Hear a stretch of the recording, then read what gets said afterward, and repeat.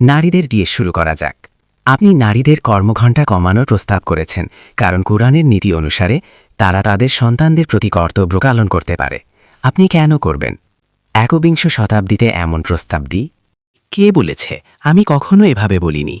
এটি আপনার প্রস্তাব। এটি ব্যাপকভাবে প্রচারিত হয়েছে।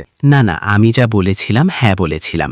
একজন মা একই সাথে সে শিশুর যত্ন নিচ্ছে, সে তার শিশুর দেখাশোনা করছে, এবং একই সময়ে সে ভদ্রলোকদের সাথে একই ঘণ্টা একই দায়িত্ব পালন করবে। এটা কোনো ন্যায় বিচার নয়।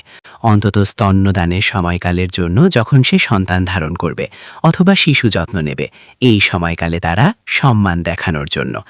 আমরা আসলে যা পেয়েছি, কিছু বোন, কিছু মহিলা, যখন সে ভাবল আমার চাকরি চালিয়ে যাওয়া সম্ভব নয়, তখন সে চাকরি ছেড়ে দিল। কিন্তু যদি আপনি নির্দিষ্ট সময়ের জন্য ঘণ্টা কমিয়ে দেন, তবে এটি সীমাহীন নয় এবং এটি সকলের জন্য বাধ্যতামূলক নয়। বলছি, আপনি কেবল স্তন্যদানের সময় এটি কমানোর কথা বলছেন মূলত। কিন্তু যদি কোনো মহিলা সিদ্ধান্ত নেয় আমি ৮ ঘণ্টা ডিউটি করব, কোনো সমস্যা নেই, এটা তার জন্য একটা বিকল্প। কিন্তু ইতিমধ্যেই মাতৃত্বকালীন ছুটির বিকল্প আছে। শুধুমাত্র যা অনেক মহিলা মাত্র ৬ মাসের জন্য। ৬ মাসের মধ্যে কখনোই বড় হও না। কারণ আপনি বুঝতে পারছেন যে আপনার প্রস্তাব খুব দ্রুত গৃহীত হয়েছে। ভিন্নভাবে এই নিয়ে প্রতিবাদ হয়েছে, মানুষ রাস্তায় নেমে এসেছে, যার মধ্যে বাংলাদেশের নারীরাও আছে। তারা বলে যে তারা কি বেছে নেবে, কাজ করতে হবে অথবা বাড়িতে থাকতে হবে। যদি আমি প্রশ্নটি শেষ করতে পারি, আমি শ্রদ্ধা করি না, আমাকে অবশ্যই প্রশ্নটি শেষ করতে হবে। তারা বলে যে তারা কাজ করবে নাকি বাড়িতে থাকবে, তা তাদের ব্যক্তিগত পছন্দ। তারা বলছে তোমার প্রস্তাব নারীদের আবার অন্ধকারে ঠেলে দেবে এবং তাদের স্বাধীনতা সীমিত করবে। অন্ধকারের প্রশ্ন, এটা তাদের প্রতি শ্রদ্ধা প্রদর্শনের বিষয়। অন্ধকারের কোনো প্রশ্নই আসে না। আমরা কখনো এভাবে বলিনি এবং কখনো ভাবিনি, এমনকি এটা তাদের ব্যাপার। কিছু কর্মী আছে যাদের আদর্শ আমাদের সাথে সম্পূর্ণ বিরোধপূর্ণ। তারা রাস্তায় আসতে পারে, আমরা তাদেরও সম্মান করি। আমরা মত প্রকাশের স্বাধীনতার প্রতি শ্রদ্ধা প্রদর্শন করুন। তারা আসতে পারে, কিন্তু এটি সমাজের একটি অত্যন্ত নগণ্য অংশ। স্যার, আপনি জানেন লক্ষ লক্ষ নারী বাংলাদেশের কর্মী বাহিনীতে কাজ করেন, বিশেষ করে পোশাক শিল্পে। ৫০%-এরও বেশি নারী, এবং তারা কয়েক দশক ধরে সংগ্রাম করে আসছেন। সেখানে পৌঁছান, তারা এই স্টেরিওটাইপের বিরুদ্ধে লড়াই করেছে যে মহিলাদের বাবা মা হতে হবে এবং সন্তানদের দেখাশোনা করতে হবে। পুরুষরাও এই দায়িত্ব নিতে পারেন। আর চিন্তার বিষয় হলো, আপনার প্রস্তাবটি সেই সময়টাকে পেছনে ঠেলে দিচ্ছে যে নিয়োগকর্তারা আর তাদের কাজে নিয়োগ করতে চাইবেন না নারীদের, কারণ এখন তাদের কাজের সময়সীমার ওপর বিধিনিষেধ রয়েছে। এটা আপনার উদ্বেগের বিষয়, কিন্তু বাস্তবতা এটা নয়। আমার বক্তৃতার পর আমি খুব কম সরকারি শিল্প পরিদর্শন করেছি। আমি কোথাও এমন কিছু লক্ষ্য করিনি, বরং তারা যেখানেই থাকুক না কেন তারা আরাম বোধ করবে। আমরা ২ বা ২.৫ বছর পর আবার আমার চাকরিতে ফিরে আসার সুযোগ পাব। গত বছর কিন্তু যখন তারা এখানে নেমে পড়েছিল, তারা আর এখানে ফিরে আসেনি। তুমি বলেছিলে তারা এই বিষয়ে খুব কম শতাংশ মতামত দিয়েছে। এটা একটা সুন্দর গণতন্ত্র, ঠিক আছে, কিন্তু মিস্টার রহমান, আপনি বলছেন যে আপনি নারীদের সম্মান করেন এবং আপনি বিশ্বাস করেন যে নারীরা নেতৃত্বের পদে উঠতে পারে। আমি কি আপনাকে জিজ্ঞাসা করতে পারি যে সংসদ নির্বাচনে জামায়াত ইসলামী কতজন নারী প্রার্থীকে দাঁড়া করিয়েছে? একটাও না, কিন্তু আমরা প্রস্তুতি নিচ্ছি।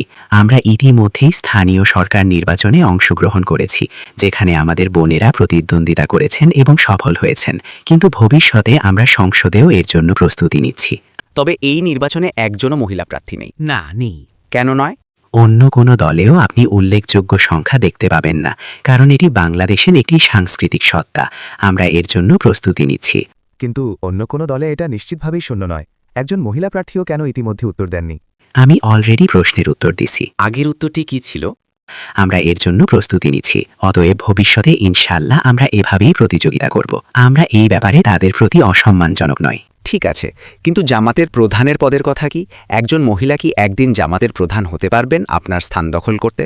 এটা সম্ভব নয়, কারণ আল্লাহ সবাইকে তার নিজস্ব সত্তায় তৈরি করেছেন।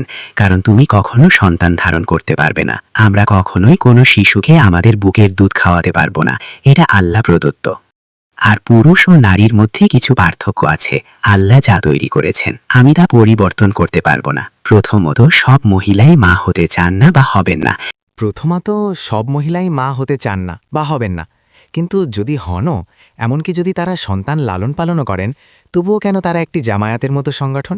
আমি বুঝতে পারছি না। কিছু ক্ষেত্রে কিছু সীমাবদ্ধতা আছে যা তারা তাদের কাজ সম্পাদন করতে পারবে না, তাই কর্তব্য এগুলো সীমিত শারীরিক অসুবিধার মধ্যে থাকবে, যা আপনি ইতিমধ্যেই জানেন। আমরা এটা অস্বীকার করতে পারি না। আমি জানি না কখন একজন মা কখন সন্তান জন্ম দেবেন, কিভাবে দায়িত্ব পালন করবেন, এটা আল্লাহ জানেন। সবকিছুই ভালো। এটা বেশ অসাধারণ যে আপনি এমন একটি দেশে এই কথা বলছেন যেখানে গত 3 দশক ধরে নারী প্রধানমন্ত্রী রয়েছেন। আমরা ইতিমধ্যেই তাদের প্রতিবাদ করিনি। আমি বলেছি আমরা অসম্মানজনক নই। হ্যাঁ, কিন্তু যদি আপনি বিশ্বের দিকে তাকান, যারা আপগ্রেড ওয়ার্ল্ড, কত মহিলা এগিয়ে এসেছেন।